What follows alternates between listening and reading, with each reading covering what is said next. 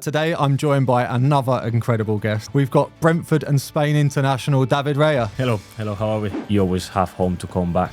There's an opportunity that you have to take it. How did you adjust to the food in England? Oh, that was hard.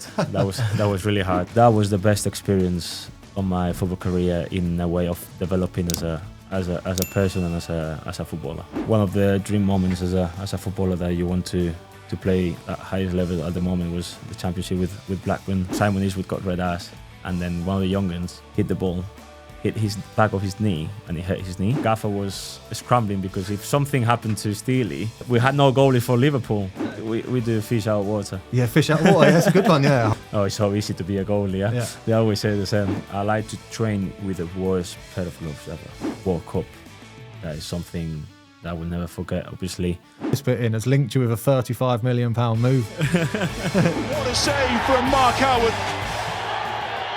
Hello everyone and welcome back to the Yours Mine Away podcast with me, Mark Howard, and my producer Ben. Today I'm joined by another incredible guest. I actually can't quite believe that he's come on, taking time out of his day. We've got Brentford and Spain international David Raya. Hello, how are we? Oh mate, I'm buzzing to have you on. I'm absolutely delighted you're here. It's a pleasure to be here. Obviously, this is all about goalkeeping and that, and you've had some rise to get to where you are now and that, and we'll crack on in that journey. But first, I'm going to start off with a little quick fire questions, just to break you in, mate. Yep. Right, catch or parry? Catch. Nice. Tea or coffee? Coffee. Play short or kick it long? Play short. Yeah, I knew that was your answer. Had to be your style of play. Favourite ever goalkeeper? Iker Casillas. Nice, good choice. I'm a massive Real Madrid fan. I'm Tottenham and Real Madrid. I just like white kits. I can see that. Best goalkeeper in the world right now? Courtois. Nice. Ketchup or mayonnaise? Ketchup. Long sleeve shirts or short sleeve? Short sleeve. Yeah. World Cup or Champions League? World Cup. Movie or box set? Movie. And then last one, right, save a penalty or score a goal? Depends. Yeah, exactly. Depends. I think it's score a goal, mate. I'd love to score a goal. If he's the winner, yeah. I score a goal. Let's say you score the winner or you save it and you win the game. Score a goal, innit? Score a goal. Yeah, it's just got to be done. I want one, man, so bad. I had a chance against Everton to equalise, and I missed the target. Oh, cutting. Did it sit nicely for you as well? It was a header. Yeah. And it was quite wide, but it was a good effort. Yeah, 50p. I needed someone at the back post just to tap it in. At least I get the assist. Yeah, exactly that, right. As I said, you've had an incredible rise to the Premier League. You're near the end of another season. But what I want to ask is your earliest memory of playing in goal. Ooh, probably with my brother when I was very, very young. He was a striker. So because of him, I think that's why I like to be a goalkeeper. He always put me in goal. Balls at you.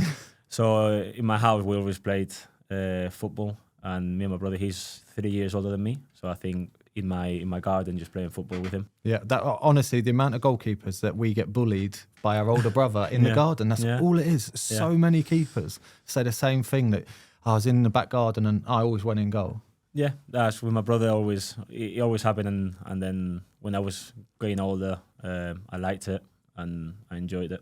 And then did you start already looking for a team, or was it the school team that you played for? Or no, when I played for my local town team called Corbera Llobregat, and I think I started when I was 5 or 6, and I liked it, being in goal. I don't know why, it was something natural for me, and since the first day I've never moved back. Yeah. Oh, you also played futsal as a kid, and that also talks about why you're so good at playing out from the back. Yeah, I played futsal with my friends on the Sundays in the futsal park that we have just like 2 minutes away from my house. We used to meet up every Sunday to play with friends and do tournaments and 5-6 aside. So I didn't want to go in goal in there. I wanted to enjoy, because obviously playing on the Saturday when you're young and playing in goal, you don't want to go in goal. You want to enjoy a little bit more football. Yeah, so especially with your friends and that. You want to have a kick about and have a laugh with them. It's not the same in goal. You feel detached from them at that age.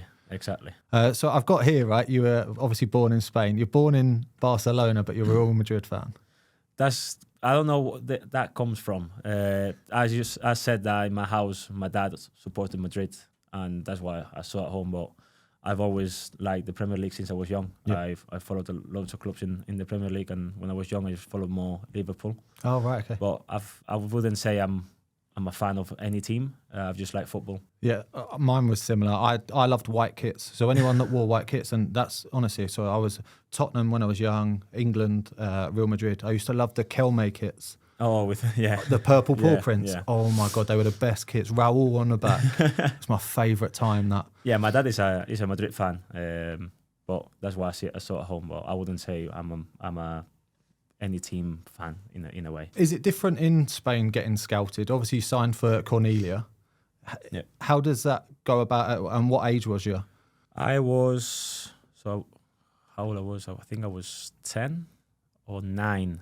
I don't know how someone saw me playing for my local team, and they approached my dad from Cornellà, and then they said, "Oh, we want to game for the under." I think I was under 10s. They play with the small goals still, and 7v7, and it was a good opportunity. Obviously, we knew that Cornellà as an academy was the third best in Catalonia, and they play good football and all that. So it was an easy choice for us to make that move, and it was not far from my house. So that's ideal then. That was the procedure from going from my town to Cornellà. And you said about your brother being a footballer as well. Did your parents obviously had to juggle taking you to football, taking him to football? You got any other siblings? No, I have another older brother, but he's now 40. We are 12 years apart. Yeah. But to be fair, it's a funny story. When I signed for Cornellà, obviously they wanted me, and my dad made Cornellà sign my brother for the other teams as well. So it was easier for us to go into training and everything. So he played. He used to play for. He played in my town as well, and then he played for one of the teams outside Barcelona academy. Barça Condal used to call. They used to train just outside the Camp Nou. And then when I signed for Cornellà, my dad made him sign my brother for the older teams as well. And did you have other opportunities at other clubs? Obviously, we know the famous Madrid and Barcelona. Did you ever have opportunities for them, or no? Did you play a lot of games against their academies? No. We in our league, it was the most known. It was Barcelona and Espanyol, and then obviously because we are young, we don't play. It's not like here in England that you play against the whole country in a way, and all the bigger teams. It was by divisions, and we were in the top division in each group level. It was like under 9s, under 10s, under 11s, under 12s, under 14s, under 15s, and then when you're under 16s, you go a level higher. And then we played Barcelona, Espanyol, Girona, maybe you guys know, and that's it. Maybe in tournaments we played Villarreal, Betis. I don't think I've ever played against Madrid or Seville or teams like that. Yeah, because over here the academies are quite split up into regions, and also the levels. So Premier League and Championship, their levels are.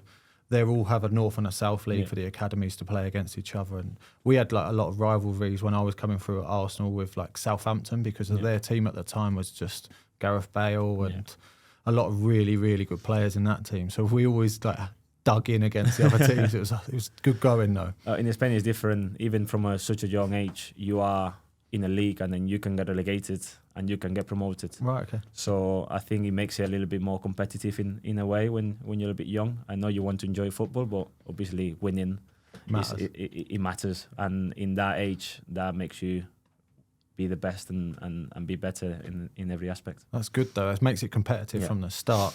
As I said then, right, you love playing out from the back, and the futsal is clearly had a big part to play. Is it just because of the amount of touches of the ball and how technical that you've become playing that you think you've carried that on in your career? I think so. I think I enjoy playing out, even sometimes in training, and they might miss a player and we have 3 goals. How can I go out? Can I be outside, outfield? And I try to be more. I think you feel when you're a goalkeeper, you feel a little bit excluded of the team. 100%. You probably know that. And then when you are with the team and you join the possessions and you join maybe by accident, you join the 5-a-side and you are one of the outfield players or whatever, I think you enjoy it more, and I think it's one of the traits I have since I was very young. I remember one day when I was young, I didn't want to play in goal that game, so I strapped my fingers And I said to the coach, I was only 6 or 7, so I cannot play in goal. Can I play a striker? And he put me a striker. So sometimes I like to be outfield, and having that joy at the weekends as well on the Sunday with my friends. It was important for me to develop and to enjoy football and to be happy. Yeah, you get that release. I used to tactically sometimes not take my gloves. Pretend I forgot them. I do. Like, obviously, you're saying you pretended you had hurt fingers. I'd turn up and not take my gloves and be like, "Oh, you can't do shooting today." So then I'd have to join in with like the possession stuff. I used to love it. I'm the same as you. Yeah, it's nice to be involved with the team as well. Not always you as a goalie, you go out earlier. Yeah. And then you get called when they need you. You know, as a shooting or whatever. Get whistled at like you're a dog. Exactly. Kind of. It's Keepers. This is one of my pet peeves, right? Is you'll get the coach at the other end of the pitch go whistle you, and you're like, "Here, boy." That's what it feels like. It honestly feels like that sometimes, doesn't it? Right, I'm going to crack on with the quiz anyway, right? From Mark Howard. This is a trick, this quiz, right? It's not meant to be easy. So I've got 5 current international goalkeepers and 5 names of celebrities or people around the world. Okay. It's 1 point. You're gonna, he's gonna trick me here. Yes, it's a trick. Okay. Yeah, everything sounds like a goalkeeper. Everything. Okay. Right, just so you know. But listeners can head over to YouTube and check the leaderboard, and it's 1 point for each answer. And you say goalie or no goalie. What's it in Spanish? Portero or no portero? Do you want to do that? It sounds so much better. If you want to, I don't mind. Yeah, let's do portero or no portero. Yes, good. Not bad? Yeah, not too bad. Not too bad for the first time. 1, yes. Right, number 1, Georgi Marmadashvili. That's a portero. He is a goalkeeper, mate. He is Georgia and Valencia goalkeeper. Started you off nice and easy there. Mamardashvili, no, it's called? Marmadashvili. Yeah. That's how I know the name. Yeah. So I obviously play for Valencia. I thought I'd give you a nice easy one to start off with. Right, number 2, Schaefer Smith. No portero. Not a goalkeeper. His real name's Neo, the singer. Oh, Neo, okay. Yeah. Let Me Love You. Yeah. Cool dude, him. Yeah. Good boys, huh? Yeah, very good voice. I bet he does well for the women as well. Right, number 3, Krishna Banji. I'm going to have to guess. No portero. No goalkeeper, mate. You're on fire here. He's actor Ben Kingsley. He actually narrated All or Nothing Manchester City. Oh, right, okay. Yeah, that's really good. That was really good. Good programme, isn't it? The Arsenal one and the Man City one, All or Nothing. Yeah, it's really good. And the Spurs ones. I think they are brilliant. I think they gives exposure to everybody. Exactly. Have you watched the Welcome to Wrexham one yet? No. You need to watch that one. It's good on Disney. Okay. Disney Plus. It's on Disney Plus, yeah? I highly recommend. Obviously, you're working there. I'll give it a go, yeah? Yeah, cheers, mate. I'll tell the boss. Right, number 4, Maxim Plotnikov. Portero.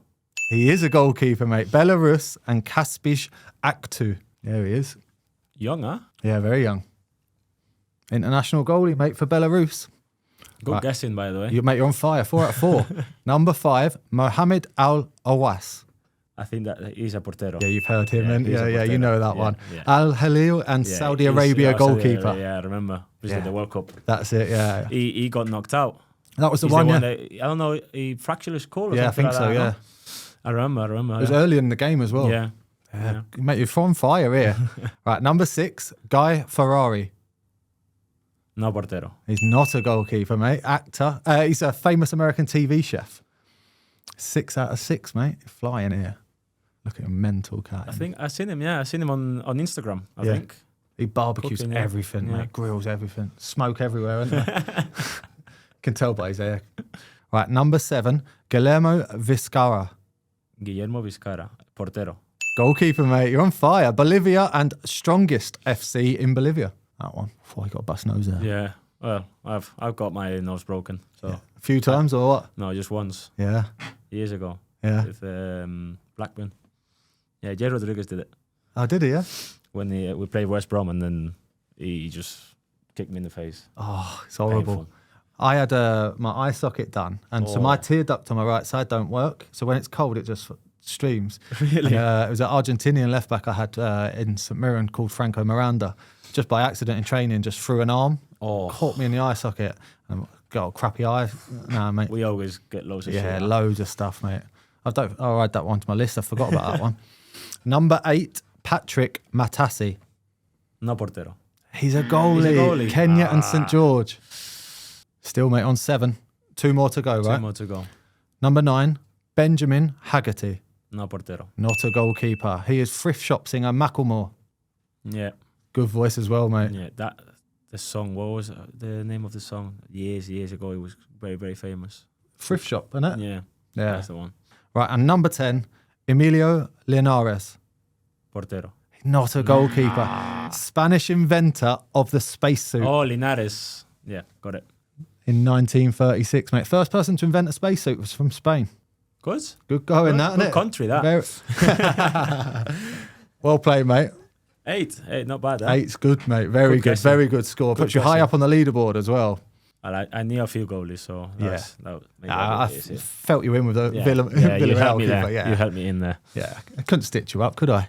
Right, I want to talk about life in England then. So from Cornelia, you've moved to Blackburn. That originally came about on a trial. Yes. What was the initial conversations between yourself and Blackburn and Cornelia and moving abroad? So, first of all, the talks come about because one of my ex-teammates, that is 1 year older than me, Hugo Fernandez, he signed for Blackburn from Cornellà. He played for the Spain national team under 18s, I think it was, and then he was scouted by a lot of teams, and then he signed for Blackburn. So Cornellà, they are a very clever club in a way, and they did like a contract between the 2 clubs that every 6 months they were coming to watch us train, and then they came in 2011. So he signed 2010 to 2011. And then in 2011, in Easter week, I went on trial to Blackburn for 4 days. We were about 8 or 9 kids, more or less, that we came on trial. Different ages. Oh, right. So across the age group, so it was 8. Yeah. 8 of us, more or less, different age groups. And I was training with the under 16, played with under 16s, because it's not a league, so you can have trials, and in England you can do that. So we played Liverpool and we played Man City both away, and then they were happy with me. They wanted to sign me, so because I was 15, I couldn't. I needed to be 16 to be able to move abroad on my own. So that's the same year in October. I came on trial for 2 weeks. I spent 2 weeks in Blackburn, and then they said 2 or 3 days later, they rang Cornellà and they said, "Oh, we want to sign him for next season." And for July. Oh, right, okay, yeah. So the next year. For the next season, yeah. Because I've born in September. In Spain, I'm a year above, and then in Spain it goes from year to year. Yep. In England it goes from September to September. So because here I'm a year younger, I could afford to move in July. But then a week later, that we were told that they want me in July. They said, "Oh, I think the club thinks that if David comes in January, it'll be easier for him to adapt to England, to the football, to the academy, and then he can learn English quicker."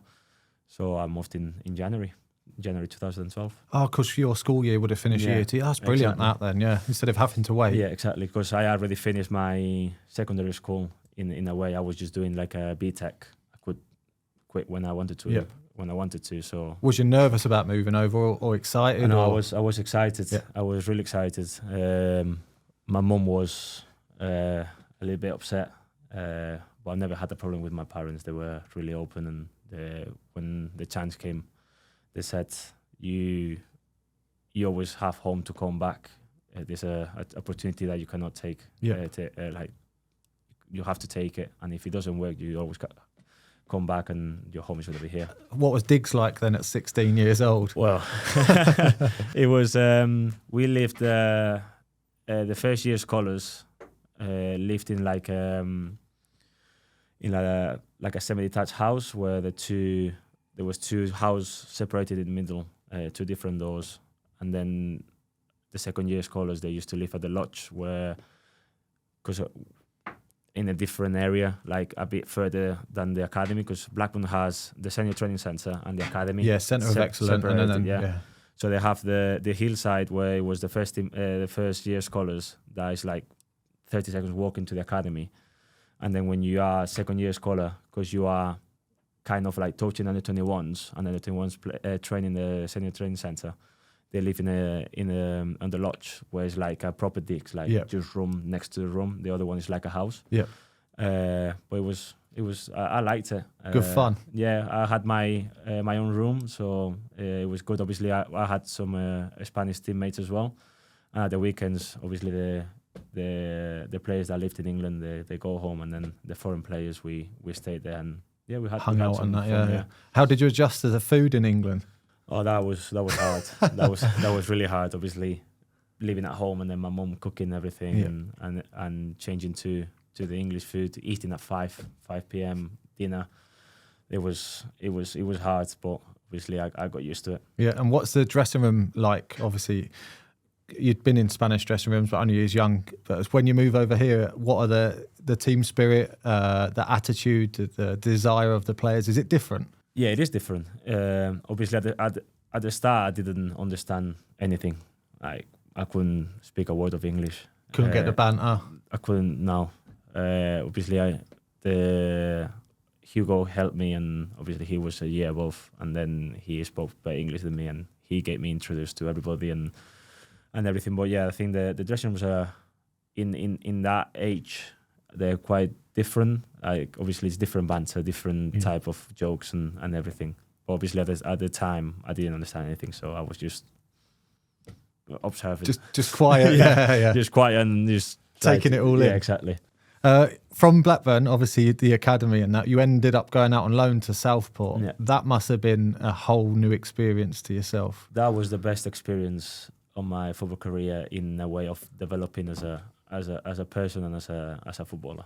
Yeah, so many people say that the loan move is the reason why they want to go out and win every game, and they learn desire and their attitude and application, because they realise that winning matters and how hard it is the further down the leagues you drop. Was you the same? Yeah, I think that teach me like how important it is to win a game in those situations. Obviously, coming from the academy, Blackburn and everything, training in on real facilities, having your clothes clean and every day, and breakfast and everything, and going out on loan to Southport, where it was Conference Prem at the time, fighting for the relegation, and then obviously the players working and then playing and then trying to mix it up during the week, and then the bonus that we used to get at the end of the game if we win. That was very important for the players to pay the next bill or to be a bit more safe during the month was very important, and to used to give you those values as a person to not take anything for granted. Also, the dressing rooms and the pitches would have been terrible. Really, we trained at Edge Hill, if I'm not mistaken, in Liverpool, and sometimes we had to train in artificial grass because the pitch or was flooded or someone was taken by the university. And obviously the grounds at the weekend, it wasn't the best either. There's not much footy played there, but yeah, obviously it's completely different, and it was really, really important for me to go on loan and enjoy those 3 months that I spent at Southport. It seemed, obviously looking at your career and that over, it seemed like when you got back from Southport, you had a real desire to get into the first team at Blackburn. It obviously proved really worthwhile. You had a really good fight with Jason Steele for the starting spot, and then finally established yourself at Blackburn. Was it obviously it's your whole career had built to that point that far? Was it just an amazing feeling to finally get that debut? Yeah, obviously that was one of the dream moments as a footballer, that you want to play at the highest level, and that highest level at the moment was the Championship with Blackburn, and I think I was only 19 years old, where I took the opportunity to play my first game against Leeds. But obviously after the loan move at Southport, I wanted to stay at Southport, let's carry on the loan, but Blackpool didn't let me. They wanted me to train with to keep going with the first team and experience and push, and that was really, really helpful to get the debut against Leeds. I was very lucky to get the debut because something happened the day before. I'll tell you the story in a minute. To make my debut, and then I played the last game of the season. I can't remember against who was against. Well, obviously that was my 2 games. Yeah. But I got my debut because on the Friday with John Kelly, we used to we played 2-touch. Yep. And then if you lose 3 games, you get red ass. Yeah. So Simon Eastwood got red ass, and then one of the young'uns hit the ball, hit his back of his knee, and he hurt his knee. Oh, no way. So his knee wasn't right. And then we were playing Liverpool in the Cup on the following Tuesday or Wednesday. I was cup tied. We had the one keeper who was injured, didn't know if it was going to be a lot or no. And then it was me and Steely. Something happened to Steely on the Saturday. We will have no goalies to play against Liverpool because Simon Eastwood was injured with his knee. Yeah. So the gaffer decided to put me in goal. No way. That's a class story. Red arse for anyone that's listening. Right, so you play 2-touch. If you lose at 2-touch, it's literally you stand on the line and from the penalty spot? Penalty spot, yeah. Yeah. You have to pull your kicks down, your trousers down, get your arse out and just hope no one hits you. No one hits it, yeah. Yeah. Normally it's ear flicks or red arse. But ear flicks if you lose one. But if you lose 3 in a row, red arse, that was the red arse because it was a bigger punishment. Yeah. And Andy Fisher just smashed the ball. He hit his left knee, I think, and he just took his knee. Yeah. And obviously he didn't travel. And got you an opportunity. The gaffer was scrambling because if something happened to Steely, we had no goalie for Liverpool because we didn't know how serious was Simon Eastwood's injury was. Wow. It was nothing at the end. Yeah. He be able to play that game. But obviously that gave me the debut. That's incredible. That was my story. See, at the moment we play 2-touch and we do like animals. We do animals as well. We do animals, yes. It's politically correct now. So like if you lose, you do dog and cow and pig. And we do stupid ones now like snake and like ones that you can't do. We did slug the other day. We do fish out of water. Yeah, fish out of water. Yeah, that's a good one. Yeah, I'm going to try that one tomorrow. That'll be a good one, that. So then from there, with Blackburn, you end up getting promoted and you played literally 47 games I've got written down. And went on to make 100 appearances. You clearly had a really good run in the side.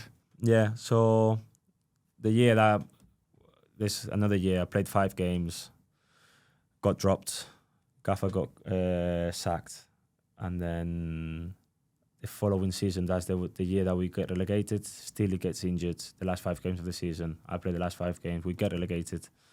We get promoted in League One, first attempt, and then that next season I played the whole season, apart the last 4 games of the campaign because we were safe and he gave opportunity to Jason Lutweiler. Yeah, and what's the training intensity in England for the goalkeepers like? Obviously, you've worked in the Spanish international camps. Is it really different, or is there a lot of similarities? I think you cannot compare when you are with international as when you are with your club. I think with international is more like group related. We train 15-20 minutes with the goalie, with the goalies, and then we are doing rondos and possessions and more team based. I think it's more important to have that team based, that work off with the goalies that we do normally. That's we are trained for. I think obviously with 10-15 minutes a day to warm up is enough with an international team. So it's a bit different. But obviously I train with different type of goalie coaches and different type of ideas, and I like to work hard. I don't like that standing, and I like the goalie coach that pushes me and makes me tired. Yeah. But that's what goalkeeper training is. You only get like 15, 20 minutes sometimes, half an hour. You want to go over there and get a battering, because then when you come over with a team, you've done all your work, and it's like the easy bit going in the small-sided games, isn't it? Yeah. Is that unity in England, especially, I'll talk about the goalkeepers union a little bit, but is that so different? Or is it in Spain you feel like the goalkeepers stick together, even like lunches and dinner?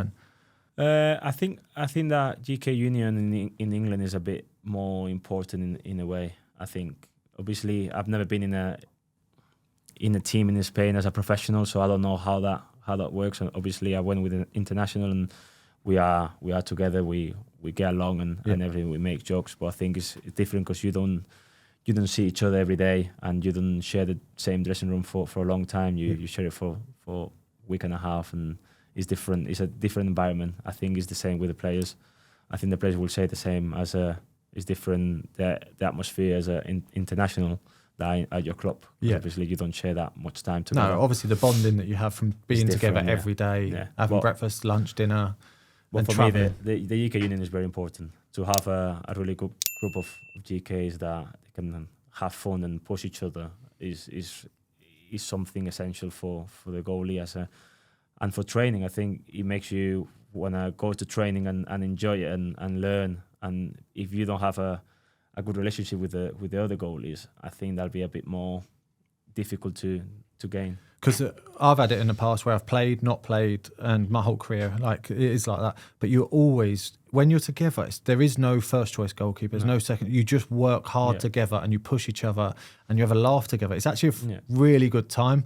And when the outfielders see us, they don't understand it at all. They don't. There's the typical, you just play two touch, you just roll around. Pat a cake, innit? Yeah, and it's so easy to be a goalie. Yeah? They always say the same. Yeah, just throw head catch, just throwing it around and that. But like we have such a good laugh down the other end of the field, and even like you're currently playing, you know that anyone else is pushing you as much as they can, and even the young kids they're watching you and learning off you, and you're setting standards that's going to be in place for their whole career.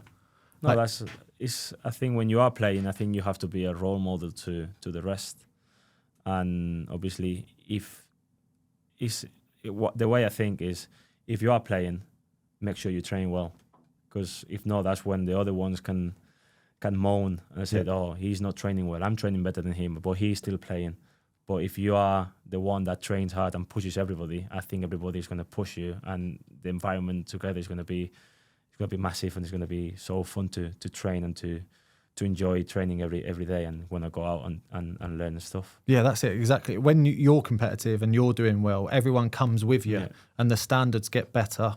I always find that whoever's to keep a playing, whether it's me or someone else, as long as the one that's playing drives the training, they're louder, they're more fun. It's like you can bring everyone with you. Yeah, exactly. I think it's very important. Obviously, I've been in the Spurs that I've not played and I've played, and I'm the same person, the same trainer, that if I'm playing or if I'm not playing, that's something that I always think, and I like to say to the youngins as well, to don't get carried away. If you start playing, make sure where you come from, because you've been there. Yeah. So we need to remember that we've not been playing sometimes, and the feeling of not playing. Obviously, everybody wants to play, but it's only one spot, and it's not your mate's fault. It's the gaffer that picks the team. Exactly that. It's not his fault. So sometimes I don't understand when people say that goalies that they don't get along with the other goalie because they're not playing. It's not his fault. Your teammates. It is what it is. That's exactly it. I love the way you've just phrased it. It is what it is, mate. The manager picks the team. Just get along, innit? Hi, this is Matt Smith, and this is the Glove Review on the Yours, Mine, Away podcast. Right, let's talk about gloves for a minute, yeah? Go on. So what gloves do you currently wear? One glove. The one glove. Yeah. You've been with them a while now, haven't you? Yes, since Southport. Yeah? Yeah, so 9 years, yeah. more or less. What size are you? 11 and a half. You have big hands, yeah, very big hands. Yeah. Do you like them feel big, or no, do you like them tight? They're tight. They're tight. And what sort of gloves do you wear? Do you wear what cut? It's like neutral kind of thing. Yeah. I've got negative and like a flat palm kind of thing. Do you flick between the two, or is it just it's a hybrid of like a flat palm? It's a hybrid. Yeah. And obviously, I want to talk a little bit about how you look after your gloves. Yeah. And you must get through a lot of pairs of gloves anyway. Yep. How often do you change your gloves? For training? For games? So for games, I normally play 2 games, maybe. But then for training, I like to train with the worst pair of gloves ever. Like, when you put them in the wash. So dry. When you put in the wash and the ball slips. I like to train like that because you concentrate more to catch the ball, and that's a good tactic. I like that. You concentrate more, and then when you put like a proper pair of gloves, you catch things that you don't think you can catch. I like that tactic. I'm going to try this. So it's like you're training with like no grip. Yeah. So you have to concentrate more on your hands and the position that you put your hands, and then if you catch with those, imagine if you can you catch good with pair of gloves. That makes sense, mate. That's really good psychology in that. Make sure all kids are listening to that. Do you have any superstitions with your gloves? Like nobody allowed to touch them, or the way you wash them, or I don't wash them. you never washed them? No, just wear them for 1 or 2 games. Yeah, training gloves. No, I took them to the crowd. Oh, you do? Yeah. I yeah. always took them to the crowd. Yeah. You know, kids, they always want the gloves, and I want to make them happy. So if they asked me for the gloves, I just took them. That's class, mate. That's superb. Have you got anything that you change about your gloves? Obviously, you don't wear straps either, do you? I do. Oh, you've got the strapped ones? Yeah, okay. Yeah. Is there anything that you have had adjusted in the past? Or are you pretty standard? You just like it?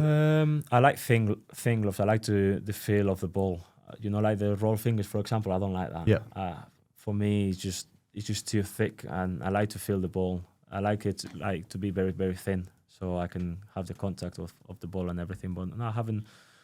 With the one glove, obviously, they changed a little bit of the models, and the last model that they made for me, it's incredible. I've been with that model for a few years now. Yeah, and do you have to change your gloves for the different balls? Obviously, in all competitions, you're using different balls. And do you have a certain routine now? You're just happy to just go out and wear a good pair of gloves, and you trust them. Yeah, I train sometimes 2 days before or 1 day before the game. I train with them. I don't like to wear brand new gloves for a game. I need to train 1 or 2 days before, and then I just keep those for maybe 1 game. Or 2 games, sometimes, depends. Yeah, that honestly, I like wearing mine on a Friday training session just to get because you don't do a lot anyway, but just to get that coating off that plastic. You just get that soap that, they have like feeling. a little bit of soap, so yeah. And sometimes, obviously, when you wear your gloves, they just might get ripped or whatever, so I need to change them. You don't like any rips on them or that? Yeah. If I'm gonna play on the Saturday and I see like a rip or like the latex just comes off, I need to get another pair. Yeah, because for the I need it to look fresh, but I need to wear them. Yeah. And do you try and match your boots and gloves color wise and your kits now? You just got no interest. No, my gloves has to be white. Yeah, that's the only thing. My boots, I don't care. Oh yeah, I like white boots as well. I like white gloves, white boots. I think it just looks nicer. I don't care, to be fair, because that's what they give me, so I cannot choose. No, so true. They just give it to me. I'll wear them. I don't mind. Yeah, and obviously the goalkeeper kits have changed a lot, and gloves have changed a lot. Have there ever been kits that you hated, and have you got a favourite colour kit you like wearing? I hate the one we played against United and Newcastle, the green one. The green one, yeah. And I think we're playing on it on Saturday. Oh yeah. I don't like it. You like the grey one though, didn't you? I like the purple one that we have. The purple one is nice. I think. I bet at Southport you had some big baggy kits as well. Not really. Nah? No, it was. Mate, my debut kits were maybe massive. because I was quite big, but no, it was all right. Yeah. It was short sleeve as well. Yeah.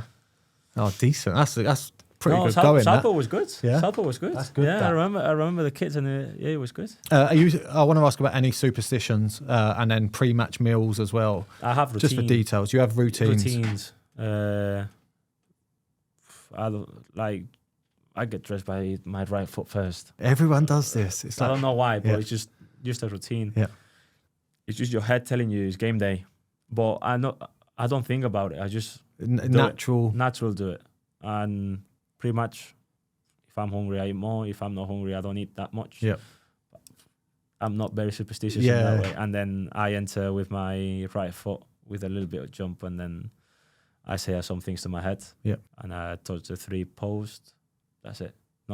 It's just routines. Routines, yeah. You just go make you through concentrated. that. Yeah, exactly that. That you concentrate. Everybody does have their own routines. Or I talk to myself quite a lot. I walk up and down in my 6-yard box, it's like it's not visualization because I'm talking, but I'm saying like, good starting positions today. Can you be clean? Can you distribute quickly? I'm thinking these things in my head and walking around going, right, these are like my objectives. Yeah. No, that's a curious one. Yeah. I like it. But a lot of people touch their posts and stuff like that out of routine. Yeah. Just check they're all right. And it's just something that I've done for years since I was, I don't know, very, very young. Yeah. So it just comes through the years, and you do it naturally. It's not like you force anything. But the good thing is sometimes you don't have time to do it. So I don't care. I've done the stress. Oh shit! Like people say, oh, I've got to do this. I've got to do that. I've got to do this. If not, I'm not gonna have a good game. No. It's not like It's irrelevant, it's isn't it? irrelevant. It's just something that is just, if you have time to do it, you do it. If you don't have time to do it, you don't do it. It's fine. Let's go on to Brentford then. Go on. You made your move for £3 million from Blackburn to Brentford. On this close fee. Oh, well. Depends on which website you check. Exactly. Obviously, the transfer was for Brentford was really big at the time, and obviously a statement of intent. But they and yourself fit perfectly in the way that you both play. Yeah. It must have just felt like a perfect scenario at that time. For me, was the best thing I've done, because Blackburn, obviously, I was gonna carry Blackburn with me for my life. Obviously, it's like home to be there. I got family and friends over there. But I felt in that stage, me and the gaff at the time, we had a few disagreements and everything, and it was something that my cycle was done there. I needed a new challenge, and obviously Brentford came knocking at the door, and the way they play and everything, it was a no-brainer for me to try and push to get that move done. And it's just delighted that happened, and it happened quite quickly as well. And moving to London as well. Yeah, London. The weather is a massive change. Huh? It's so much warmer, isn't it? It's so much nicer. I remember the days at Blackburn, it was just windy and rainy every single day. Here, at least you can see the sun sometimes. You've had a couple of really good years I want to lead on to, but the playoff final win to get you promoted to the Premier League, that must have been the best game you've ever played in, really. Yeah, obviously, especially after months before that, we got into the doors that we lost against Fulham. We having 11 days off. That's how much we had after the playoff final, and do it again, and being able to get it done automatically. But we crumbled again, and we got it done through the playoffs. It was incredible. It was a shame that the stadium wasn't full. Obviously, I think at the time with COVID, we had 4,000 fans. Yep. 4,000 fans, Brentford, and 4,000 for. It's so disappointing, isn't it? Really. For Swansea. It would have been incredible. Obviously, I went to watch Bolton last week In the Papa John's. in the Papa John's. Yeah, obviously, I had Dion Charles, my friend, that played there, and the stadium was rocking. Yeah. And I was just thinking. I think they had 75,000. Yeah, something like that. I'm thinking, I wish I had that. Yeah. For the playoff final. What was the celebrations like though? Behind closed doors. Yeah, we rented a room, like a VIP in a nightclub, and then we celebrated there. Yeah, not for a week or No, just one night. I suppose it's one COVID. night. It's difficult. Yeah, one night. But to be fair, I had a really good summer that year. Yeah, I bet. Yeah, lots of holidays and stuff. Yeah. Yes. Right. Obviously, you've been called up to the Spain squad a few times now. You've actually played 2 games. Yep. This must be obviously the highest of achievements. You must be so proud of what you've achieved. That was that's the biggest achievement on football that a player can do. Yeah. Just represent your country and playing and be involved in the World Cup. That is something that I will never forget. Obviously. Especially the calibre of Spain as a country and the history of how good they are. And the team we had, the players we had, obviously we were very unlucky to get knocked out by Morocco, but obviously it's incredible. Thinking back, all the years back that I've never been involved in the national team, it was the first call up with the first team, and I'm not gonna lie, I've said when I was in the Championship, I said if I get to the Premier League, I'll be going with the national team. I'll be in Qatar. Setting your goals. Qatar. And me and my agent, we spoke about it for years. Since we knew 2022 was going to be in Qatar. I said, we're going to be in Qatar. And it happened. And it's mental how what your mind and your mental thinking can do to you to achieve stuff. What are you next setting as your goal then? A starting spot? A starting spot, yeah. Starting spot. And obviously, with international, a starting spot, yeah. Yeah. Obviously, going to the World Cup then, you said about the Morocco game. Did you feel the disappointment because of, like I said, the history and how good Spain are, the expectation levels? Yeah, it was. We starting winning against Costa Rica 7-0. Everybody was buzzing. Yep. And then we drew against Germany. Okay, that's enough. A good result. Yeah. Good result. And then people before the game, obviously the media was saying, "Oh, just why you don't lose?" And then you go to the other one, to the other side of the knockouts, and then we will have Morocco or whoever. I think we will. So we lost by accident. Obviously, Yeah, we wanted to win, and the media was killing us. How can you lose? Blah blah blah. And then but people were signing for it. Like everybody will be happy, and then losing against Morocco, where we had chances to win the game, and obviously they had chances to win the game, but Morocco did history. They played the game. They had massive games and massive wins, and they did history for the country and everything. So they were a really good team. They had a really good players, and they played at their style of play where it was just coming back, low block, and then hit on the counter attack, and it worked. It worked. So it was a bit disappointing, obviously, for everybody and for the country to not get through. But an unbelievable experience for yourself. Incredible, to go to a World Cup. Incredible. I would love to be. The feeling obviously was November, December. It weren't quite. You miss that feeling of a World Cup and a little bit longer. The atmosphere on the streets. Obviously, we had a few days off when my family was there, and then we were walking about, and you didn't have that sense that it was a World Cup because obviously it was very hot. People was inside, 40 degrees. The rules and the laws are slightly different. It's different. So I think as an experience, obviously it's incredible, but I think you miss that a little bit, that atmosphere and that extra bit of not love, but like of sense of fans and everything. It was a bit different. It was different for everyone, spectators and obviously, like you're saying, players involved. And especially between the season, it's just break the season and you come back and it has to be in the summer. Well, this season would have feel like a long season for anyone that went to the World Cup like yourselves, because you've not had that period of rest. You will just go right through to an extended Premier League season. Yeah, at least I've not had any days off. Yep. Like any extra days off or anything. Basically, I came back and I did my ligaments on my ankle, and I came back earlier. I should have been a bit more longer, but I pushed through to play, and I still have my ankle there. But I've not had any days off. Wait till rest of the end of the season. That's what they said. Right. Obviously, Brentford are having an unbelievable season. Another one. It just seems like they keep getting better and better every year. And you're trying to push for these European spots now. Do you think it's possible? I know we've talked about off air that you've got a difficult run in, but that's got to be the goal. Yeah, that's obviously the run in. The last few games obviously is very hard, but what game is not hard in the Premier League? Yeah. I think every game is so hard to get points from and everything. I think we are doing a great season, and to push for European spots is incredible. We want to end up as high as possible and see what we can achieve. But yeah, obviously it'll be unbelievable to end up in those European spots. Right, I want to touch on briefly about what's being linked in the media at the moment and speculation about transfers. Yeah.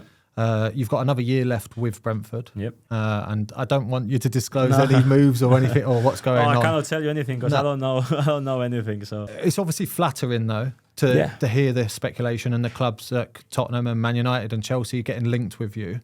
And obviously, as a progression, naturally for anyone in sport wants to progress and wants to get to that next stage of their career. How much attention do you pay to it? Obviously, it's nice to hear what the clubs are after you and asking about you and looking for you. So obviously, these clubs are the biggest in the world, and I think every player wants to play for these clubs and everything. But obviously, I've got a year left. You don't know what's going to happen in the summer, but I said it before in previous interviews where I've been offered two contracts where I turned down because they weren't the offers that we were looking for. And I think I want to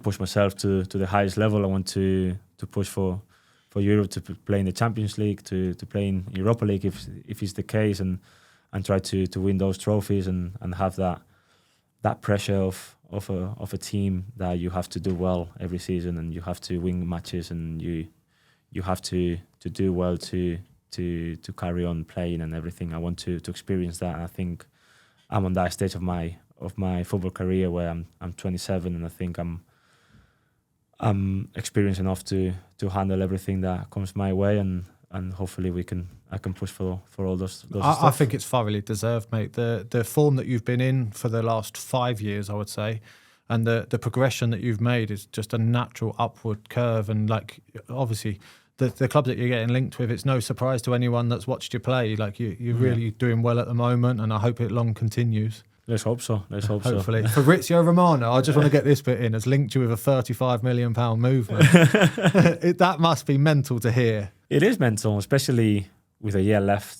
There's a lot of money, especially for a goalkeeper. But you never know what's going to happen in the summer, who's going to come in, and how much they're gonna offer, or even maybe they don't come and I have to stay one more year at Brentford. I'll stay at Brentford one more year. That's not a problem. No, you've done really well there. Thank you. No, not giving any exclusives away, mate, and batting that off. I think you've done really well there. Right. Finally, I want to ask about the Goalkeepers Union one more time. But what does the Goalkeepers Union mean to you? Massive. I think having that relationship with your teammates and the people that you work close, especially with the goalies, is important. Like I said before, if one of the goalies you don't get along, it's not the same.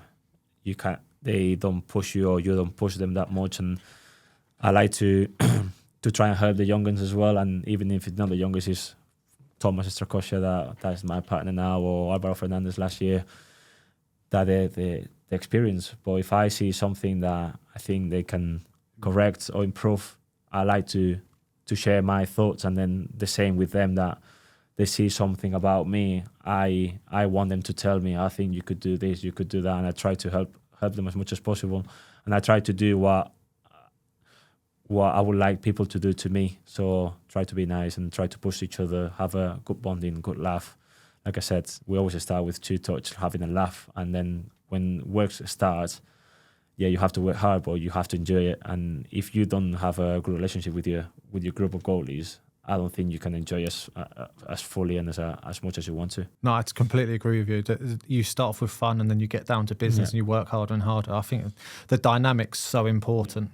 Right, and then one last thing, right? Any advice for goalkeepers that you think that has benefited your career, like stuff you do in the gym, or routines or training? First, what I want to say, obviously, I guess there's a lot of young keepers. Loads here. of young keepers that listen. You always enjoy football. Enjoy playing. Don't matter. You always enjoy training and playing. The future, when you're young, when you are 6, 7, 8, 9, 10, 11, 12, the future will decide what you're going to be. But at that age, obviously be competitive, trying to win, but always enjoy it. Don't get frustrated, and try and enjoy as much as possible. And obviously with drills or gym wise, I like to eat healthy. That's very, very important for any athlete and for any person. I think food is really, really important. Obviously going to the gym and do the right amount of exercise and the right exercises for you is really important, to maybe not to improve in a goalie's perspective, but to make that career more longevity is really important in that way, to be healthy and fit. No, mate, honestly, it's been an absolute honour to have you on. You're a great role model as well as for a modern young goalkeeper coming through now. You're the exact type of person that you should look up to. You've taken chances in your career, you've moved abroad, and you've sacrificed a lot, but it's all paying off now, mate. And you're, like I said, I wish you all the best. Thank you very much. It's been a pleasure to have you on. It's a pleasure to be here. Anytime. Thank you very much. Thank you very much. Thank you very much, David. Right, this has been the Yours, Mine Away podcast with me, Mark Howard. Please like and subscribe and comment. It really helps the pod grow. Thanks a lot, guys. David Raya. Thank you. What a save from Mark Howard.